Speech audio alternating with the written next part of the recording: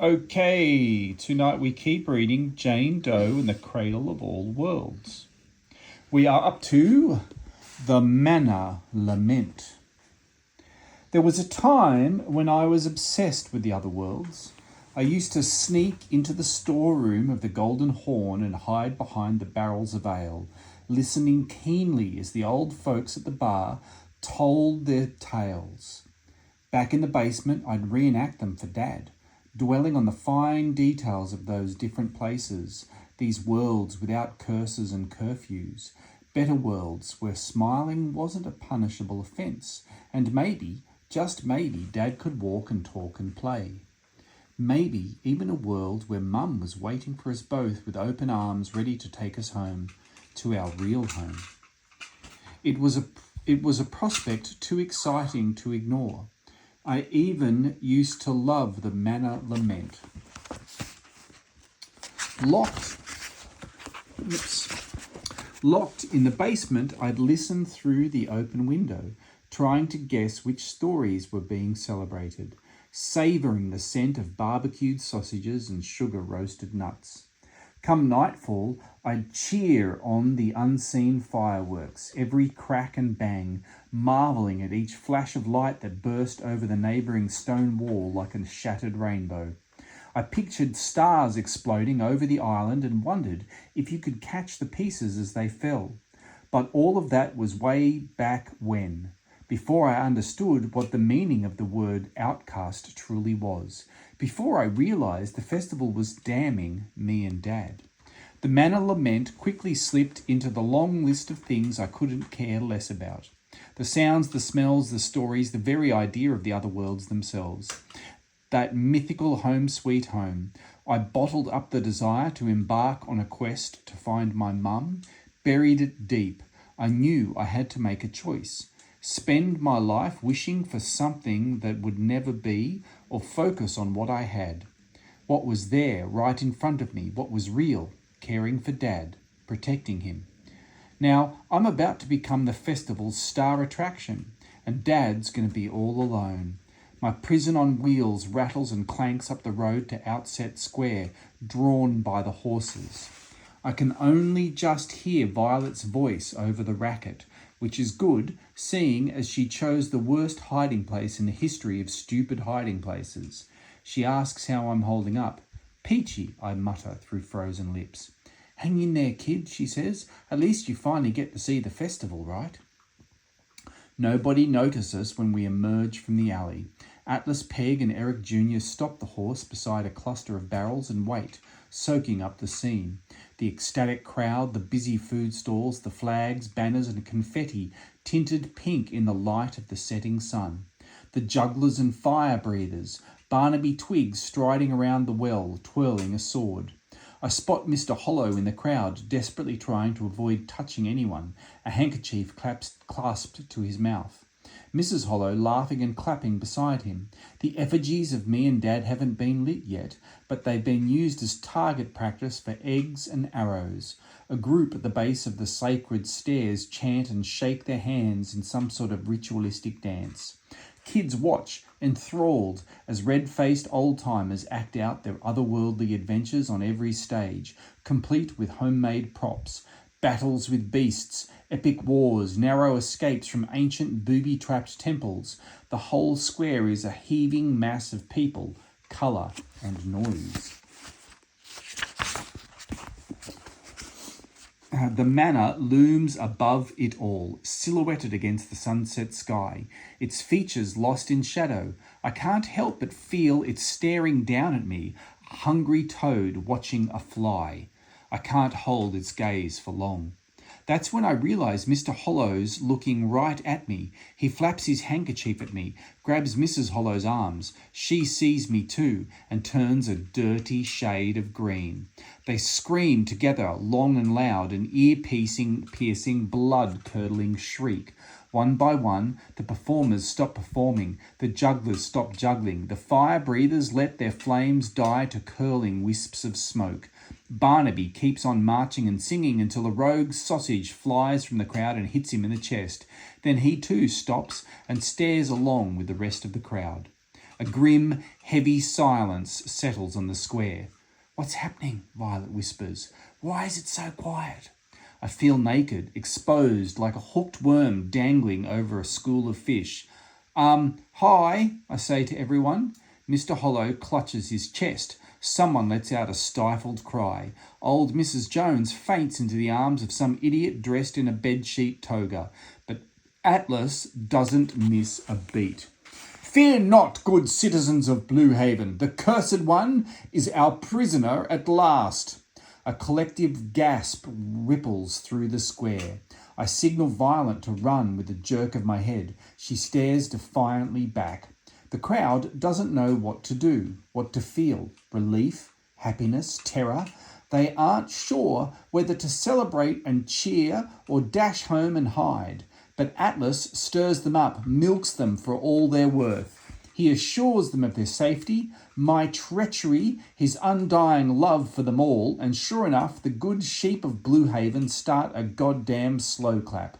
A slow clap that quickly turns into outright applause. The idiot in the toga drops Mrs. Jones and kisses some guy standing next to him. The Hollows even hug for 3 whole seconds. "The Cursed One attacked a group of perfectly innocent fisherfolk 5 hours ago in White Rock Cove," Atlas cries. "Ran at them with a machete, threatened to kidnap their firstborn child. When they tried to flee, she herded them onto a jetty and tried to drown them all. Tried to sink the whole island with another quake." Cries of outrage from the crowd now, but my son leapt onto a nearby boat, trapped the beast in a fishing net, and brought her ashore to face her crimes. Eric Jr. flashes a cheesy smile and punches the sky. Everyone hurrahs and huzzahs and sends gleeful praises to the makers. It's amazing, to be honest.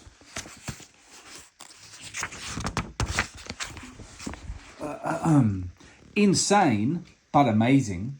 Atlas raises his hands, silencing the rabble. "The sentencing, Gareth, if you please." Peg unfurls a scroll from his vest and clears his throat. "By the powers newly entrusted to him as Mayor of Blue Haven, the Honourable Eric Nathaniel Atlas, son of highly esteemed adventurer Nathaniel Constantine Atlas, does hereby sentence Jane Doe, daughter of What's-His-Face Doe, to hang on, can't read me own writing. What's these last words there?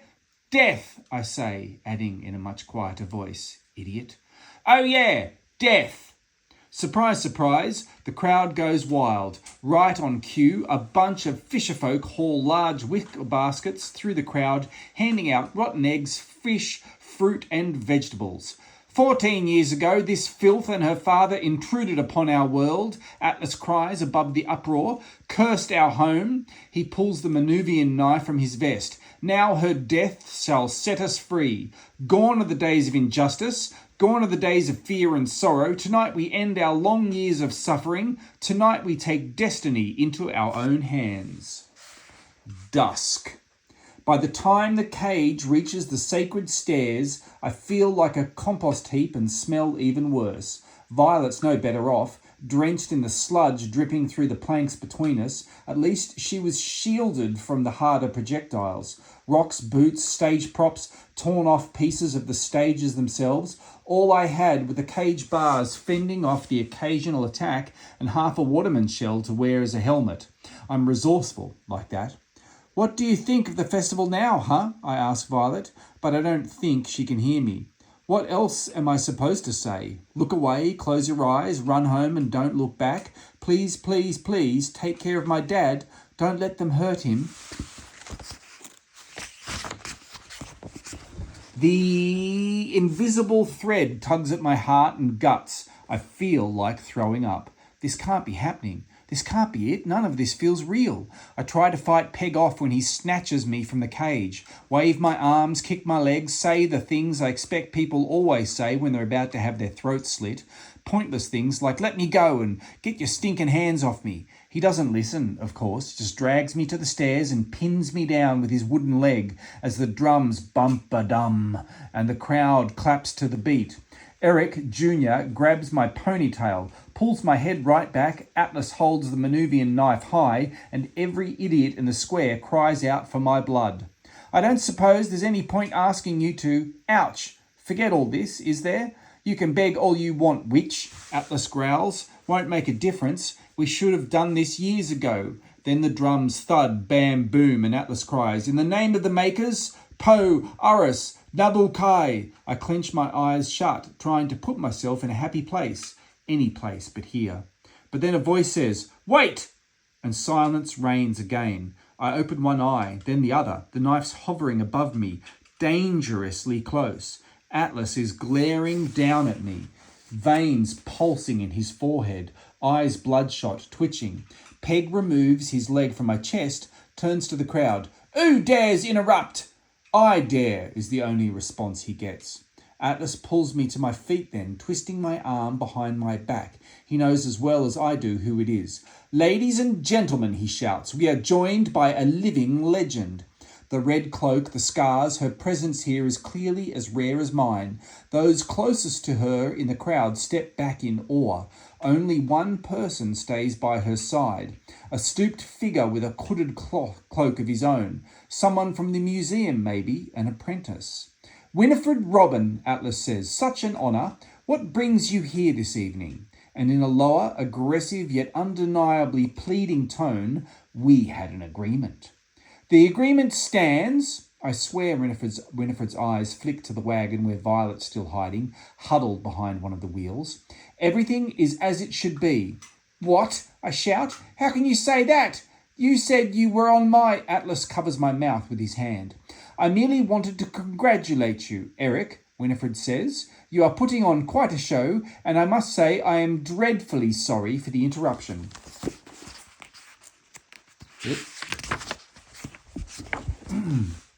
No problem. Atlas clears his throat, and thank you.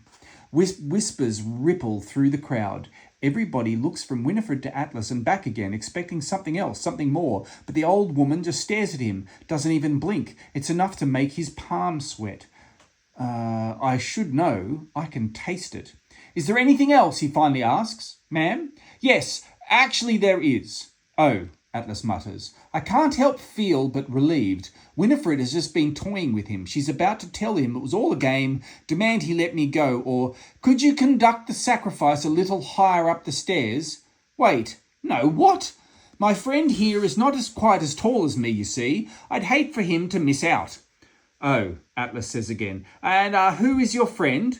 Winifred places an arm around the mystery man's shoulders. That's when I notice his swaying stance, the tendrils of grey hair weeping from his hood.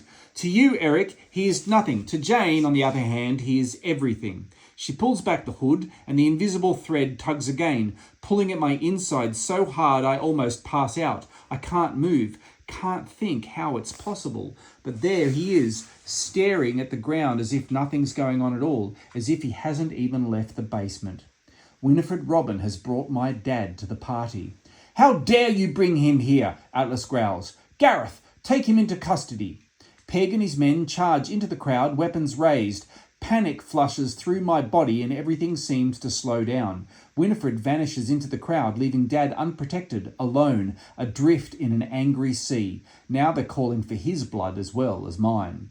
I scream and try to break away from Atlas, anger swelling inside me, a furious tide. The stone trembles beneath my feet. The sky's no longer caught in a tug-of-war between day and night. The blood-red clouds are bruising. Dusk has come. The crowd scatters. Atlas tells me to stop, but I keep screaming, fighting, reaching out to Dad. I'm thrown onto the shaking stairs. Eric Jr. holds me down, but nobody sees Violet coming, not even me. She slams into Eric Jr., who falls into Atlas, who staggers back but recovers all too quickly, swinging his knife again. I pull Violet close, shield her with my body, and swipe at Atlas as I turn away, but the blade gets me, slicing my left palm open, cutting to the bone. My hand hits the sacred stone. Something snaps inside me, breaks free, and the furious tide overflows. I can feel the cracks in the stone snaking their way up and down the stairs, tearing across the square. I can feel the whole island shaking to its very core.